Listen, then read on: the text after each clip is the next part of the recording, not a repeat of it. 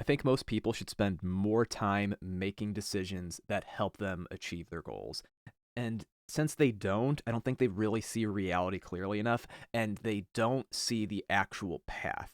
And then I kind of believe that we end up hearing origin stories of how other people accomplish things through media, and it gives us a very warped perception about how to actually get what you want out of your life or out of some stupid game that you're playing. I remember early on in college, I wasn't sure what I wanted to do. I had gotten out of the military because I originally joined that because I thought it was a good way to basically make money and set yourself up. And very, very early on in the military, I noticed that the people who were in charge of me were, in general, worse decision makers than I was even when I was like 14. They had just joined the military when they were 18 and they'd stuck in it for 10 to 15 years, and it's the first people you're running into. They're drill sergeants, and I would categorize these people as extremely average when it comes to their intellectual capabilities, which makes sense because it's kind of mainstream job, so of course it's going to be that way. So I'm 18, I'm in boot camp, and I'm just seeing, I'm making assumptions about what they want to get us to do, and then I'm seeing what they're saying to us and how we're responding to it. I'm just thinking, this is goofy. Some of this is goofy. Like a bit of it makes sense, but some things are really bad. Like some things that they would do that were really bad was one time. You got to imagine they're trying to make you listen. They're trying to make you have military bearing and be able to fall in line, and to train you like a dog to do that, they need to make your mind very certain that certain things are going to happen when they say stuff. So you'd think that believing that your leadership will do what they say is very tantamount to them being able to actually instill this military bearing in you. And at one point, they told us they were going to reward us and let us call our families because you're only able to call your family like a couple times in Navy boot camp. And then what happened was you have to shower like communally in groups like fucking 80 people, and there's like a communal shower thing, and someone smacked someone's ass while we were all naked, and everybody thought it was funny, including the guy who got his ass smacked. But the guy who got his ass smacked is fucking autistic, and so he said that he thought it was funny in front of one of the fucking drill instructors. And so what they're thinking is like they don't give a fuck if they maybe believe that we all think it's funny. They don't want to get fired. And so they wanted to punish us. And what they did was they revoked their promise that we could call our families until somebody would admit that they smacked the guy's ass.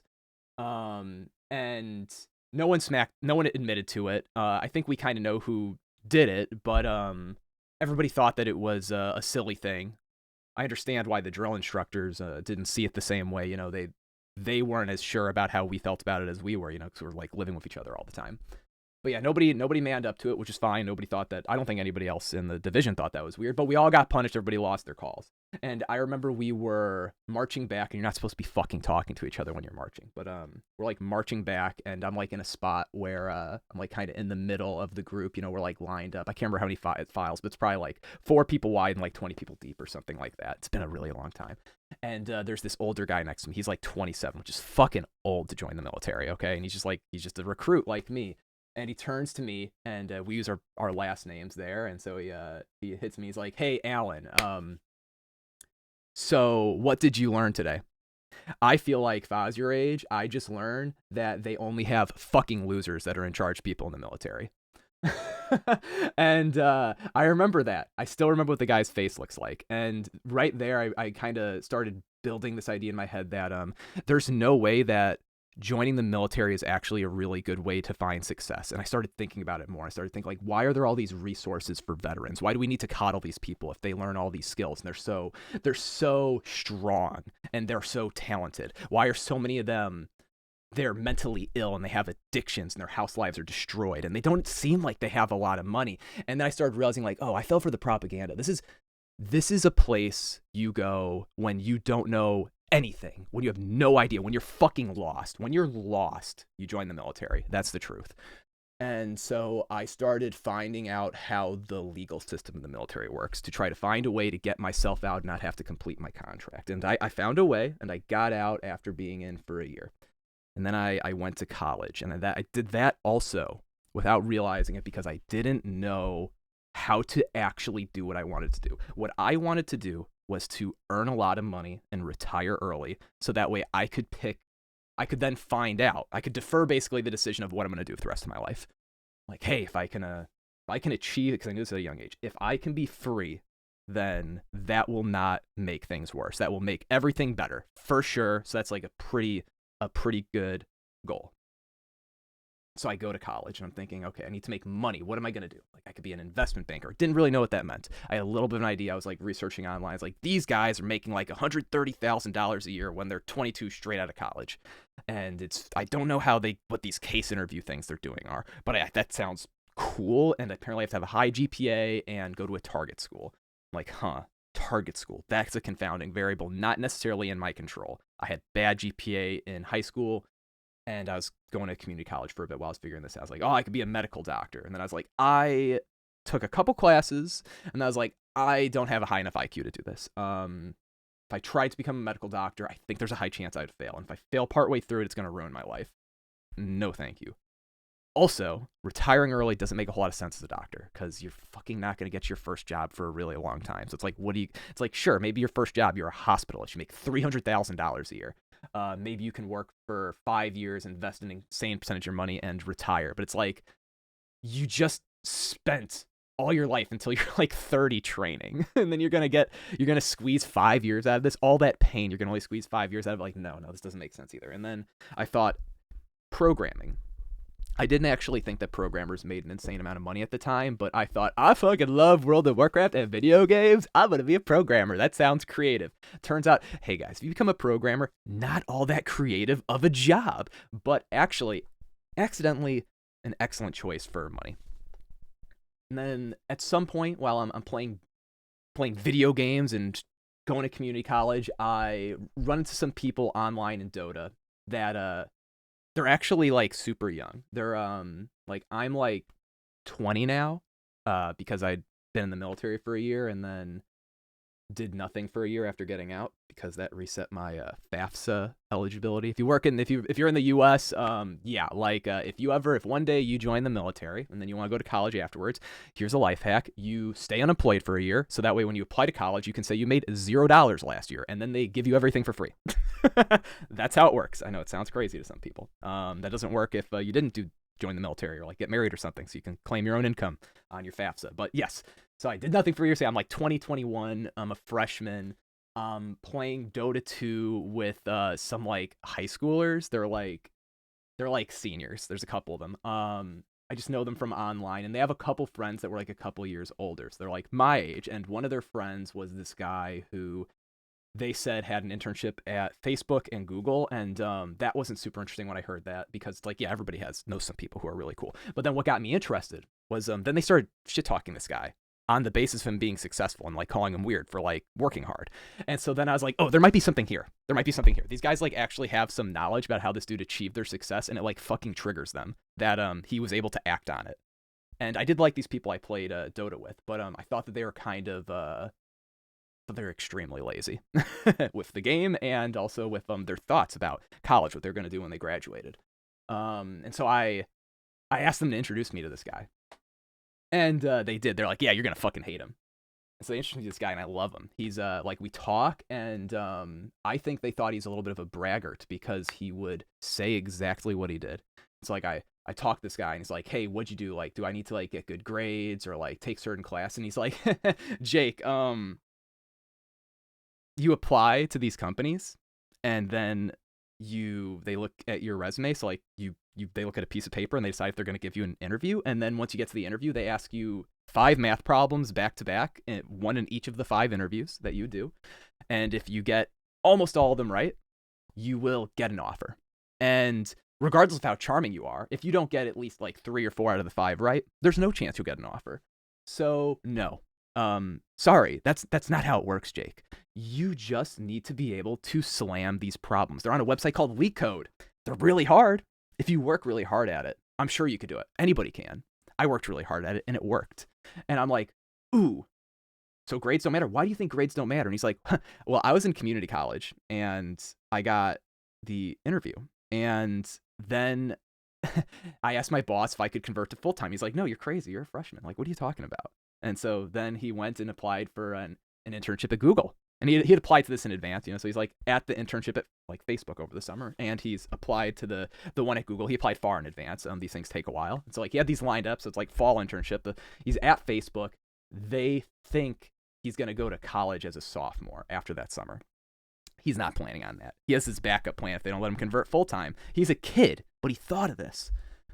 The backup plan is like, hey, if Facebook, if I can't convince my manager, he didn't know how that works exactly, but he's like, I'm going to ask my manager. He had that planned out. And like, manager's like, no. Okay, internship then at Google. Goes there. Tries the same thing with the Google manager. Guy's like, no. Okay, well, he had then set up an internship at a company called Hudson River Trading, which if you fucking know the name of that company, then this is gonna make the story a lot more interesting to you. If you don't know what that means, like, fucking Google it. So then that's what he's doing then in the spring. And they're also like, no, which makes a little more sense. They're a highly academically rigorous place, high frequency trading company. And then he goes and gets another internship at Facebook. And I believe he lied. He like faked the sophomore year transcript and gets this second internship and then is able to convert to full time and then quickly goes and gets a full-time job at Google afterwards. And so like this guy was like setting up like interviews 24/7, applying all the time, making sure he had tons of options. He had multiple competing offers. He's like, I am not going to let something like a reneged offer cost me time advancing my life. I'm not going to let my manager thinking I need more academics make a decision for me. I will just go get more competing offers. I will. And then he started upping the ante. He's like, I could start lying about my transcript or other things. That way he can skip goalposts that actually no one cares about, but they're just arbitrarily there. And this guy got really successful extremely fast. So I'm like, I'm 20. I'm like 20. I'm pretty sure I was 21 actually. I'm like 21. He's like 20. And this fucking kid is going to be making like $300,000 a year. And I'm like, you can't even drink, and you're making an income with like 6 numbers and a fucking 3 at the start. Like, what am I doing with my life? Like, what? I need to change. And so I go from being like a straight A student to being like, I need more time for this leak code stuff, to being a almost dropout. Like I got an academic probation. Went from like straight A to like 2.0 GPA. Like me, I graduated college for like I think it was a 2.3, something nuts.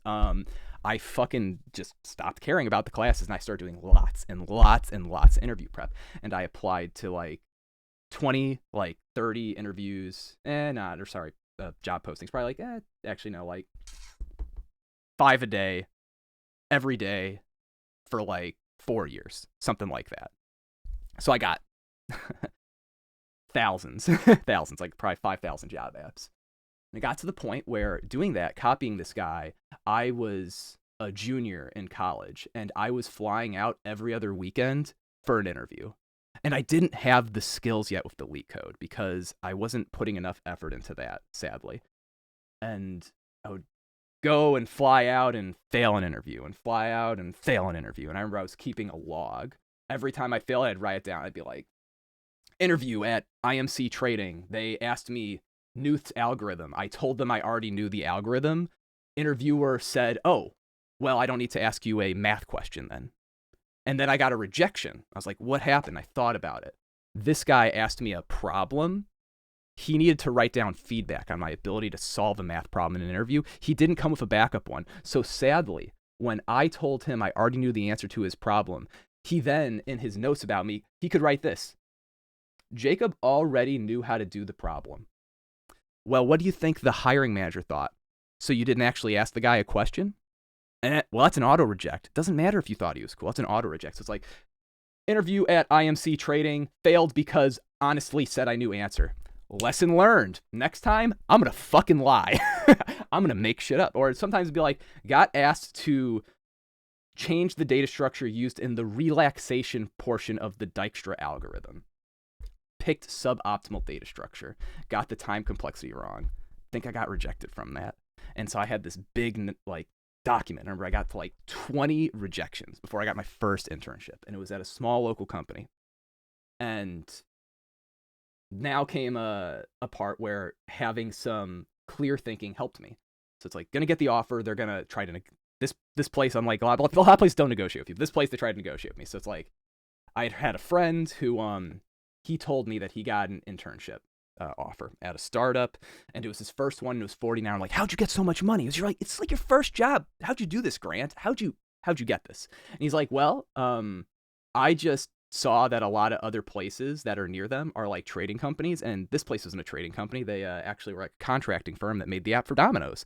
And basically, he just went and checked out what interns are being paid at the places next door to this place, and he's like, you know what? I think they're getting like 60, like an hour. I bet you I could ask these guys for 40.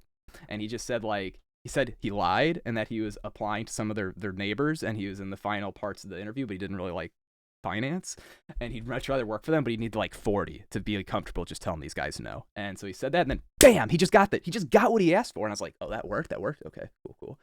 So then I get a call from, and at this point I'm thinking I'm screwed. I'm not going to get an internship as a junior. That's what I'm thinking. Because I just had like 20 rejections, and I get a call from HR from this local company. And this woman, Mary Beth, she gets me on the phone. She's like, hey, Jacob, we want to give you an offer, and just kind of wondering what you're expecting. And I'm like, oh, okay. So I think of Grant instantly. I'm like in the car with my friend. We're getting pizza. Different guy, though. Me and Gupta were in the car getting pizza. I think of Grant. I'm like, Grant made up this story about how come he wanted to take less money. And I thought that's an interesting story that might be compelling. So I'm on the phone with Mary Beth, and I say, hey, I have an offer from Western Digital in Indiana, but I want to take some classes this summer or I can't graduate on time. So even though they're offering me like 34 an hour and housing, I'd much rather not delay advancing my life. This is a total lie. I was interviewing with Western Digital, but I had no offer. And I said, I'd really like to, I could say yes if you would just give me the top of your range. I think you said that was 30 before. Was that right? And that's what it said on the job posting.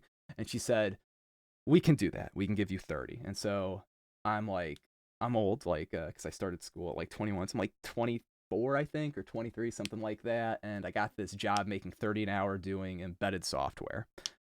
I'm like, nice. And I keep applying. I noticed that like my hit rate on applications fucking like triples after having an internship on it.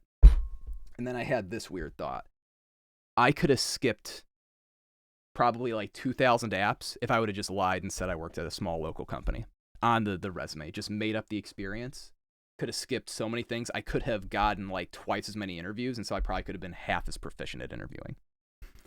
That'd be a much better way to actually architect this. Some people are going to hear that and they're going to be like, that's fucking awful. I can't believe you lie. Hey, you fucking douchebag. You lie to your friends all the time about why you can't do things. You lie to make yourself comfortable. Me, I lie about reason to have a conversation with me, and then you interview me and you're like, hey, Jake's great, and you give me an offer to work with you, and then you give me a return offer like, hey, sorry I lied to you. You wanted to fucking hire me, though. Like, you couldn't be mad, right? I don't think there's anything unethical or immoral about what I did. If you think so, I don't fucking care. And so then I just keep chugging along, and eventually I get a job that pays a ton, and I feel good about it. And then there's more weird decision things that come by. This is like at the start of COVID. That's when I get my first real big boy job. I'm out of college. There's more opportunities to make the wrong decisions. When COVID hit, they put a mandatory get the fuck out of office thing for a little bit, except for if your work required you to go to this laboratory building, because we worked with hardware and we had to make sure the hardware worked, because if something didn't work and we delayed a launch of something like an Xbox, it would be a like 8-figure fuck up, maybe bigger. It might be a 9-figure fuck up. So I was able to go into the lab, and you might be like, why would you go to work for no reason when they want you to stay home? Well, this is why. I knew that the lab was improperly set up. The incentive structure was bad, because what they did is, you imagine lab building, it's something big to manage, and you want to just not have to worry about it. You're like an executive, some big decision maker. You're managing teams of managers that manage managers. You're like, we'll have just a guy be in charge of the building. What is silly about this? One of the things you'd probably evaluate the guy in charge of the building on is how much use does the lab get? Does the building get?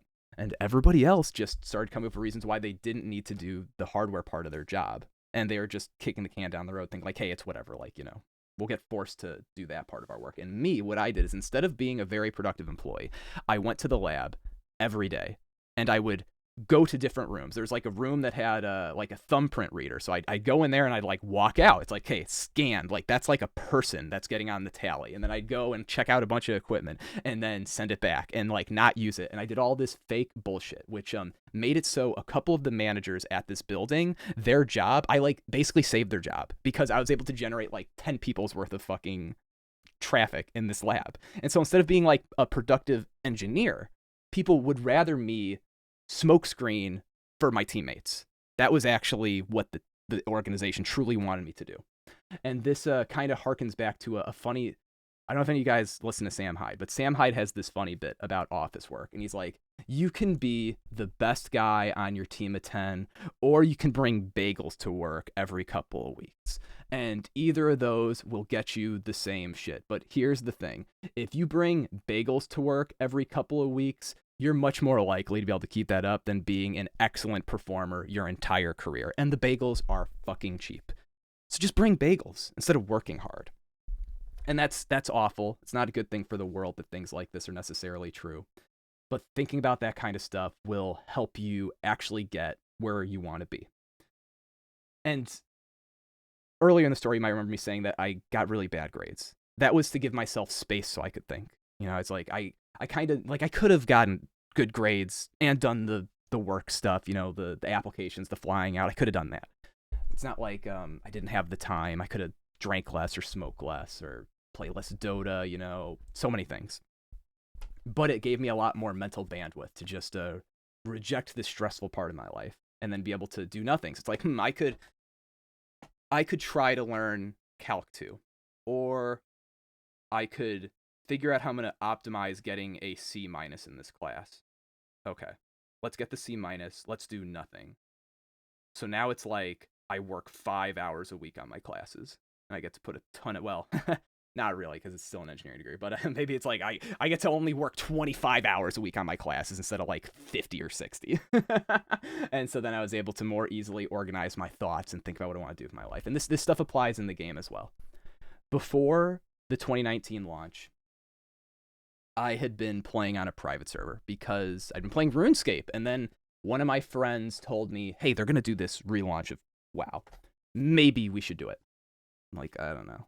It's like, well, you know what? I've been playing a private server to see if I want to get back into WoW. Okay, let's do it. So we're playing on the Netherwing TBC private server. A lot of stuff happens. Eventually, I end up making a guild. And in the process of making this guild, we go from being one Kara group to 2 to 3 to then I have a 25-man raid team and go from tier 4 to tier 5.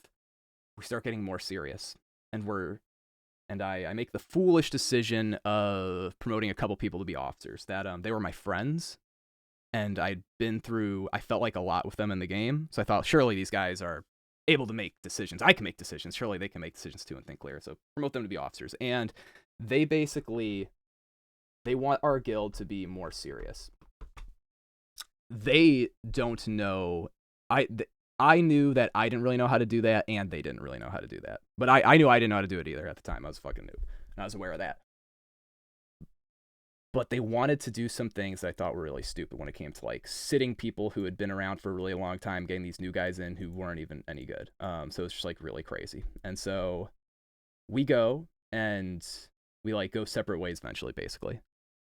And it's super dramatic because this private server guild, like I had met a couple of my guildies in person. There was a few more I had plans to meet, and then we have this fucking drama about the raid team, and it ruins this good thing. And then the couple guys who wanted it to be more serious, they go and try to make their own guild. I think it was on Incendius.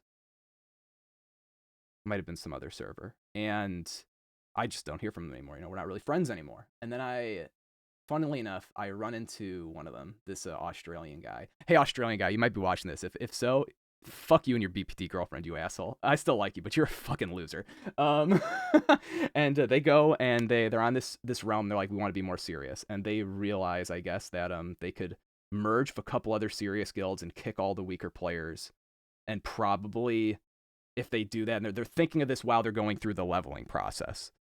So like they're leveling and they have their own tiny guild and they like make some alliance with some other people and like kick some of their friends out and have like this huge officer team, but they have a really stacked first raid and they get the server first on a not super competitive server, the server first rag kill.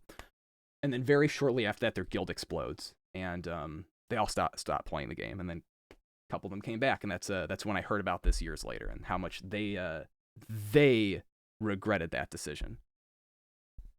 But they didn't think about it a lot. They're really in everything, like busy moment by moment, and weren't really thinking about what they liked. They weren't thinking that they really liked hanging out with the team and talking about stuff and incrementally getting better. They thought they needed it right now and really fast. And then I became friends with another guy in 2019, so like not on the private server. And this dude ran it was just for a couple weeks. It was super competitive in 2019 with speedruns, but for a couple weeks, his guild had the #1 clear time in MC. And he ran his guild extremely ruthlessly. And he had a lot of practice on private servers running guilds before. And he was trying to maintain his guild as a super, like a worldwide elite group and not just elite on the server. Although the server was really competitive. It was Herod, for anybody who's curious. And he told me that then they got a little less good, but still very good in VWL. And at one point, their pull hunter feigned while doing the orb. And then he freaked out at this guy and then DE'd the Azure Thule that dropped later on in the raid in front of him. So it's like Azure Thule drops, the pull hunter that's been with him for a while is supposed to get this. He gives it to the DE'er and says, DE the Azure Thule, and like fucking spits on this guy's face in front of the whole raid team. Dude never logs in again. And very shortly after that, this dude loses his raid team.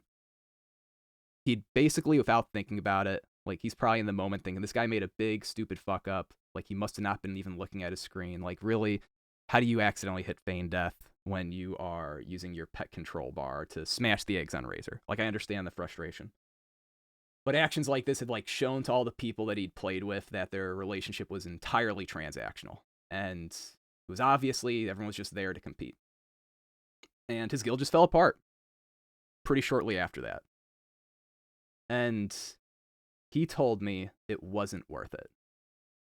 And he regretted it. But he was so busy all the time trying to manage that and probably wasn't able to think very clearly about it. It can be really hard to think of how you're going to get what you want to get. I think a lot of people, they need to just do less for a bit so that they can start thinking about it. If you knew the right path, you could work so much less hard. Everything could be so much easier. But it's pretty hard to get enough space in your life to do that. Hopefully you can take enough of a break that you can think clearly. Maybe you should take a break from your guild drama and join my fucking guild. We raid Thursdays, 8 p.m. Eastern. We have a group then. It's a pug group right now. It used to be all guild, but then we canceled it for a bit. Now it's back. So you could, I don't know, maybe you could test this out if you think I might be insane. But yeah, Thursday, 8 p.m. Eastern. We also have a 2 p.m. Eastern Saturday. And then I'm involved in a 8 p.m. Eastern Friday run that I raid lead as well. So if any of those times sound interesting to you, hit me up. I'd love to talk. Or if you run a guild and you feel stressed out about it and you'd like want somebody to talk to, hit me up. I like talking about that shit too. It's fine. I'm down to have friends, even if you can't join my raid team and help me out in that way. Because I don't know. I really like talking about the guild stuff. It's super fun and this is the way it always is. I know. So if you're running a guild right now and you're watching this, it's lonely and at times, and there's things you can't tell your teammates about because it would spoil their opinions about each other, and it can be very hard to know when you're being emotional or not. Like in my case, I am too nice, and I will kick people too slowly. And if other people are around me and I can tell them how I'm feeling, they can let me know that I'm being too nice. And then other people, they're too mean. And like my friend who DE'd the fucking crossbow, like, holy shit, what a psycho. It's a very funny story though. And they need to be told to maybe chill the fuck out. But regardless of what type of person you are, you might not be able to share that with your guildies. And yeah, you can hit me up. It'll be cool. We can talk for a few hours. But yeah, thanks for watching, guys. Peace.